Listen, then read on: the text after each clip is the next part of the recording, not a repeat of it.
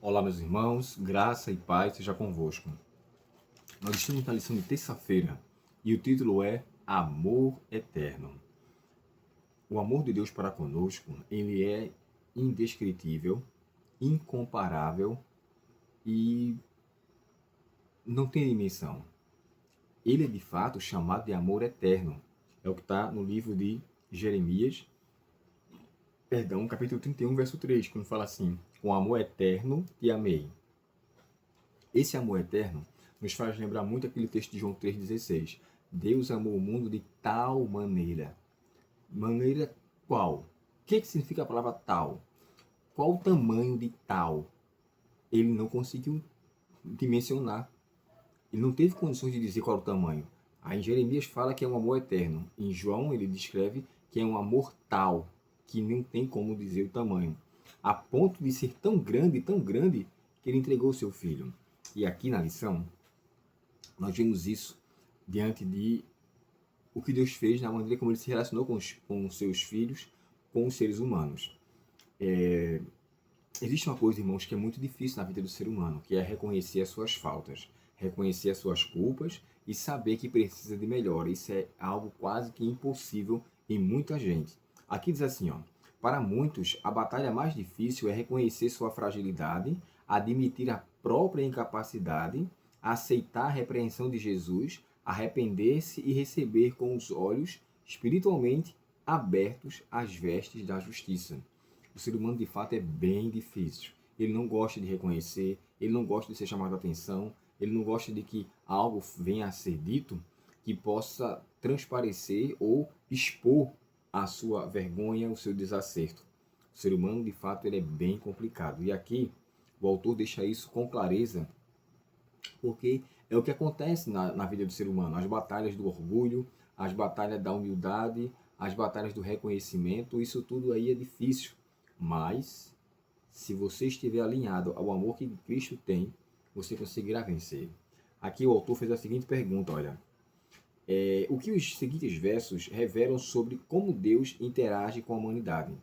Em Gênesis 2, verso 7, é descrito que Deus criou o ser humano, e ele criou o ser humano para relacionar-se com ele. Só que no capítulo 3, de 8 a 10, o homem peca.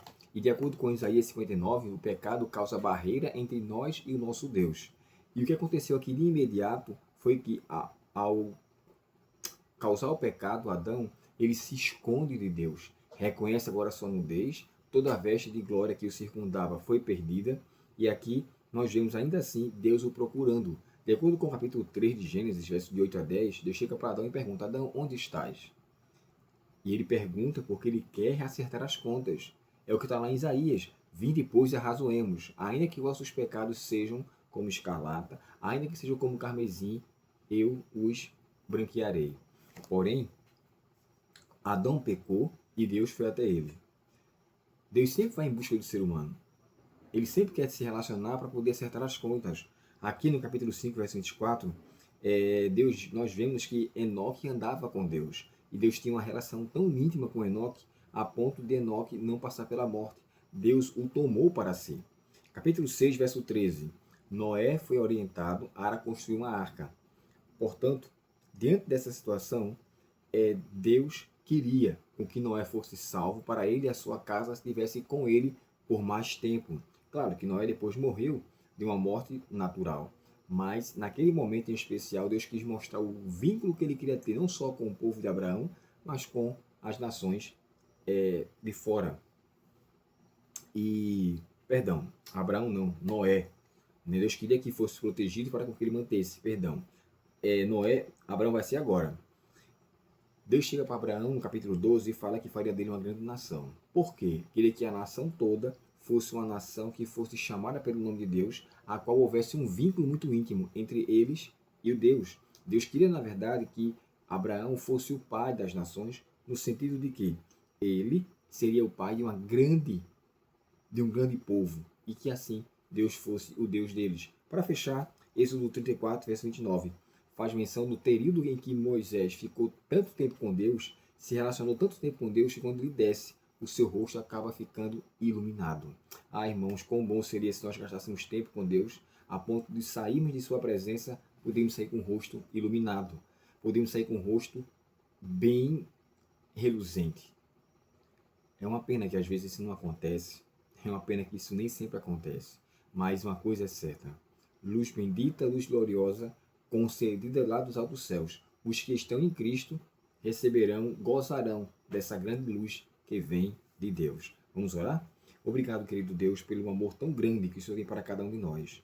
Amor esse que se importa em nossa condição, amor esse que se envolve com a nossa realidade e está sempre disposto a nos tirar das trevas para a tua maravilhosa luz. Obrigado, querido Pai, por este assunto. Dá-nos um bom restante de dia, perdoa nossos pecados e permanece conosco, em nome de Jesus. Amém. Deus muito te abençoe, tenha um ótimo dia na presença do nosso Pai Celestial e até o próximo estudo, se Deus quiser. Até logo.